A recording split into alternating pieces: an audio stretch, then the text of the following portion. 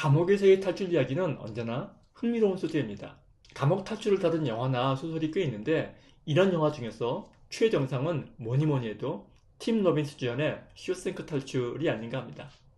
이 영화는 해마다 발표하는 죽기 전에 반드시 봐야 하는 인생 영화 순위에서 항상 1, 2위를 다투는 정말 어디 하나 흠잡을 데 없는 명작입니다. 이 영화의 포스터에도 나오듯이 주인공 앤디가 하수구를 통해 교도소를 탈출해서 양팔을 벌리고 비를 맞는 장면은 끝까지 희망을 포기하지 않고 마침내 자유를 찾는 주인공의 기쁨과 감격이 고스란히 전해지는 그야말로 명장면 중에 하나입니다.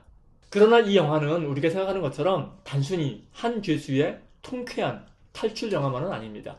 영화의 제목부터가 의미심장하기 때문입니다. 이 쇼생크 탈출이라고 번역된 이 영화의 원 제목은 쇼생크 리뎀션입니다. 리뎀션이라는 말은 본래 구원이나 해방을 뜻하는 말로서 일반적으로는 잘 쓰이지 않는 지극히 종교적인 말입니다. 쇼생크라는 말 또한 주인공이 수감되어 있는 교도소의 이름인데 재미있는 사실은 이 말은 구약성경에 등장하는 한 인물의 이름이라는 사실입니다. 구약성경 11개에 따르면은 쇼생크는 여로보암이 솔로몬의 아들 르호보암 왕을 피해서 애굽, 즉 이집트로 도망했을 때 그를 피신시켜준 애굽의 왕의 이름입니다. 이 쇼생크라는 이름이 11개사에서는 애굽 왕 시삭으로 기록되어 있는 것입니다. 즉 시삭이 곧 쇼생크인 거죠. 어쨌든 이 영화 속에서 구원을 얻은 주인공의 이름은 앤디 듀프레인인데 정작 영화의 제목은 쇼생크 리뎀션, 즉 쇼생크 구원인 것입니다. 그렇다면 어째서 이 주인공 앤디의 통쾌한 탈출을 다룬 영화가 그가 수감되어 있던 교도소의 구원이라는 제목을 가지게 되었는지 그 이유를 한번 살펴보도록 하겠습니다. 그리고 만약 우리가 그 이유를 올바로 깨닫게 된다면 기독교 교리의 핵심적인 부분을 꿰뚫게 되는 것이니 귀 기울여 한번 들어보시기 바랍니다.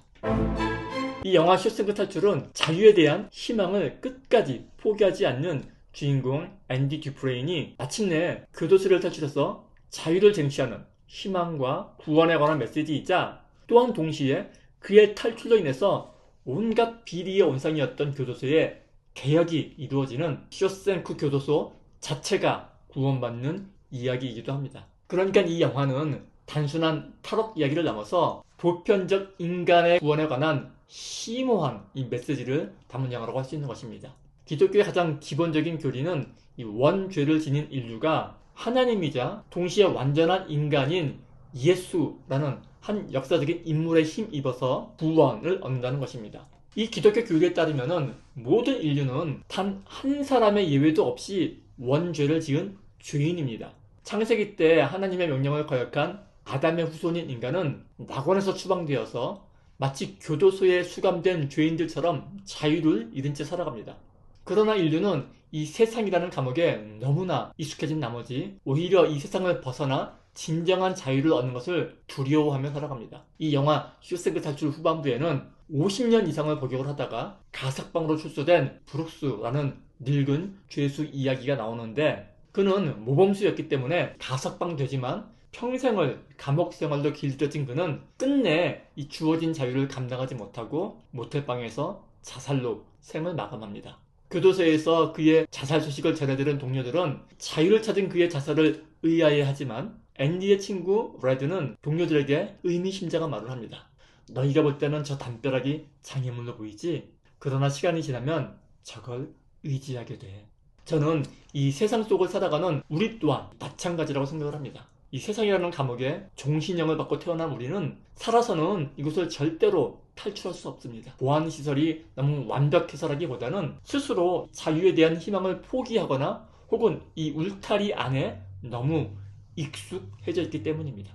출애굽 때 이스라엘 백성들 또한 주어진 자유를 감당하지 못했습니다. 그들은 광야 생활 내내 불평하며 애굽에서의 종살이를 오히려 그리워합니다. 결국 광야 1세대는 여호수아와 갈렙 두 사람만 빼놓고는 모두가 광야에서 생을 마감합니다.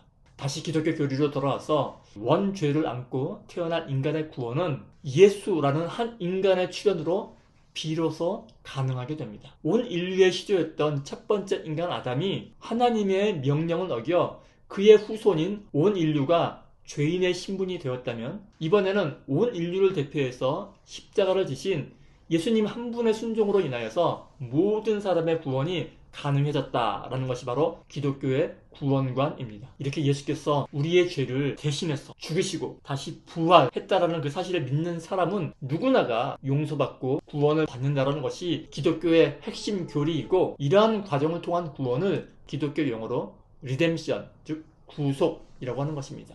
혹시라도 교회 다니시는 분들 중에서 우리가 이 착한 일, 선한 일을 해서 그에 대한 보상으로 죽어서 천국에 간다고 믿는 분이 계신다면은 이는 개신교의 교리를 전혀 이해하지 못하고 그저 교회에 출석만 하고 있는 것입니다.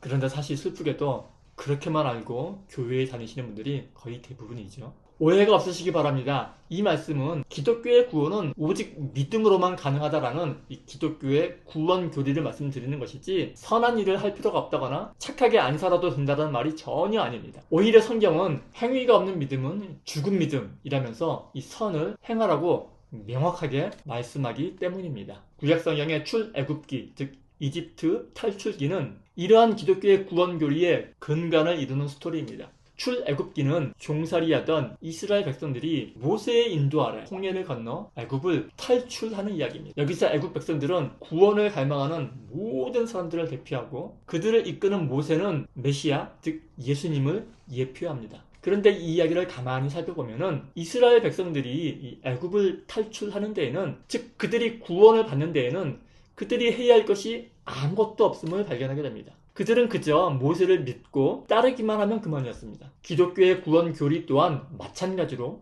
구원에 있어서 우리들이 해야 할 것이 아무것도 없다고 가르칩니다. 마치 이스라엘 백성들이 모세를 믿고 따르듯 그저 예수를 믿고 따르기만 하면 된다는 것입니다. 그래서 교회에 가면 예수천당 불신지옥이라든지 예수만 믿으면 구원을 받는다라는 말을 쉽게 들을 수 있는 것입니다. 그러나 이 말은 절반의 진리에 불과합니다. 성경은 단순히 이 애굽에서의 탈출만으로 구원을 설명하지 않기 때문입니다. 이스라엘 백성이 모세의 인도 아래 홍해를 건너서 이집트를 탈출해 나오는 것은 사실 구원의 시작에 불과합니다. 본격적인 구원, 즉 구원의 완성은 약속의 땅인 가나안 땅에 입성하는 것입니다. 그런데 이 가나안 입성은 그리 만만치가 않았습니다. 출애굽 때에는 하나님께서 10가지 재앙으로 구해주셨고 홍해를 갈라서 인도해 주셨습니다. 광야에서도 하나님은 그들의 불평과 원망에 일일이 답해주시고 해결해 주십니다. 고기가 먹고 싶다고 하면 메추리떼를 몰아주시기도 하고, 물이 없다고 불평을 하면은 반석을 쳐서 물을 내주시기도 합니다. 그런데 이 가나안 입성 문제만큼은 엄격하게 대하십니다. 12명의 정탐꾼을 보내게 하시고 스스로 결단하게 하십니다. 결국 두려워서 용기가 없어서 가나안 진출을 포기한 출애굽 1세대는 광야에서 모두 죽고 가나안 입성에 대한 믿음을 가진 그들의 자손들이 그 땅을 차지하게 됩니다. 그래서 사실 성경 출애굽기는 애굽을 탈출하는 이야기라기보다는 가나안에 들어가기 위한 이야기라고 보아야 합니다. 이 문제를 우리의 구원과 연관시켜 생각해 본다면 구원은 단지 자유롭게 되는 것에 관한 이야기가 아니라 자유롭게 된 이후가 더 중요하다는 것입니다. 이 영화 쇼생크 탈출에서도 마찬가지입니다. 단순히 교도소에서 석방되거나 탈출하는 것이 구원이 될 수는 없습니다. 이 석방된 늙은 죄수가 자살로 생을 마감한다든지 주인공 앤디가 교도소를 탈출하는 것으로 이 영화가 끝나지 않는 것도 아마 이러한 이유 때문일 것입니다. 성경은 믿음을 가진 자들이 장성한 분량까지 자라나야 한다고 강조를 합니다. 결국 신앙이란 단지 예수 믿으면 천당 간다, 예수 믿으면 구원받는다 라는 믿음이 아니라 삶 가운데 성숙한 모습으로 자라나는 것에 관한 문제입니다. 성경에서 구원의 대명사처럼 쓰이는 거듭남, 다시 태어남은 출애굽과 비교될 수 있을 것입니다. 출애굽만으로는 구원이 완성되지 않듯이 거듭남이 곧 구원은 아닙니다. 거듭난 이후에 어떻게 살아가느냐가 훨씬 더 중요하다는 말씀입니다.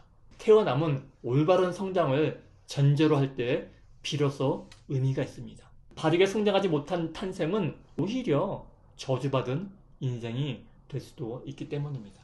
우리는 예수만 믿으면 교회에만 출석하면 구원이 자동으로 이루어지는 줄로 압니다. 그러나 절대로 그렇지 않습니다. 거듭남이 은혜로서 거저 주어진 구원의 시작이라면 구원의 완성은 우리의 이 삶을 통해 이루어집니다. 우리는 삶을 통해 용기 있게 우리의 구원을 이 땅 가운데서 증명해 보여야 합니다. 끝까지 희망을 잃지 않았던 앤디 듀프레인이나 여호수아를 믿고 여리고성을 향해 진격했던 광야 2세대처럼 삶을 뚫고 나가야 하는 것입니다. 우리가 빛과 같은 존재로서, 소금과 같은 존재로서 삶을 살아갈 때에 우리의 주변은 환해지고 깨끗해집니다.